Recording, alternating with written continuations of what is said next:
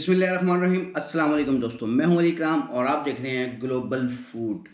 दोस्तों, global food एक ऐसा चैनल है जिसमें खाने पीने की ही बातें होती हैं और खाने पीने के मुतालिक बिजनेस की बातें होती हैं।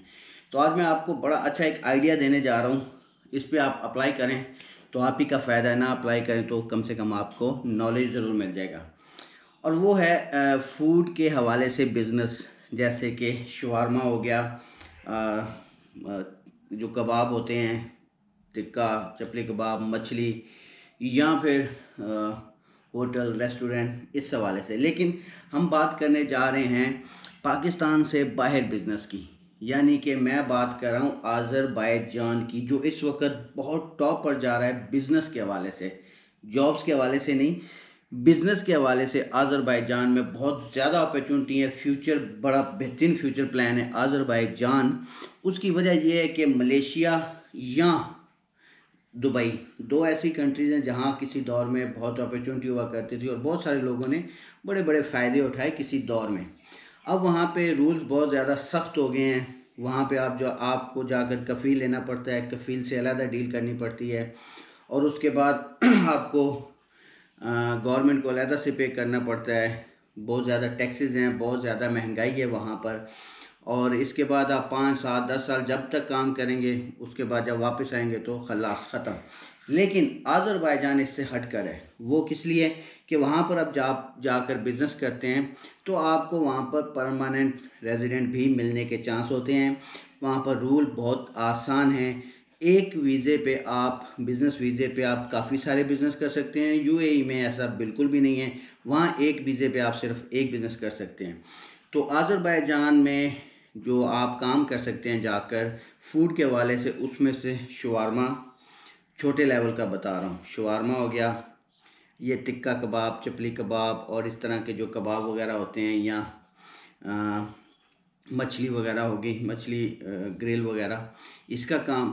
दूसरा, उसके बाद फिर होटल आ जाते हैं। तीसरा, उसके बाद खाने पीने के जितने भी हैं, मिसाल के तौर फ्रूट चाट लगा लेते हैं आप, दही भल्ले लगा लेते हैं आप, चना चाट लगा लेते हैं। यानी कि वहाँ पर बहुत ज़्यादा मौक़े हैं। उसके बाद वहाँ पर आपको रहाइश आसानी से मिल सकती है, वहाँ पर वीज़ा आसानी के साथ मिल सकता है। वहाँ की गवर्नमेंट मुकम्मल सपोर्ट करती है बाहर से आने वाले को, जो वहाँ पर बिज़नेस भी करते हैं। और टूरिस्ट कंट्री भी है वो, टूरिस्ट को भी बहुत ज़्यादा वो पसंद करते हैं। पूरी दुनिया से टूरिस्ट आते हैं, सिर्फ एशिया से नहीं, पूरी दुनिया से।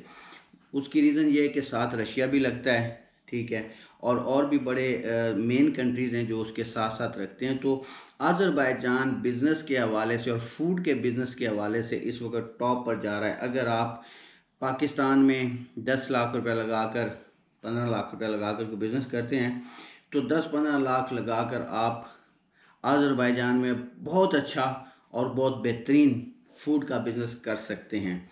बड़ा आसान है, वीज़ा बड़ा आसान है, टिकट इजी है, 70 80 हज़ार रुपये का टिकट है। वीज़ा तकरीबन सस्ता है, बिल्कुल सस्ता है। और उसके अलावा वहाँ पर जाने के बाद गवर्नमेंट आपको ख़ुद सपोर्ट करती है।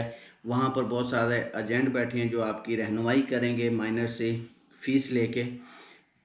लेकिन शर्त यह है कि बिज़नेस आपने ख़ुद करना है, काम आपने ख़ुद करना है।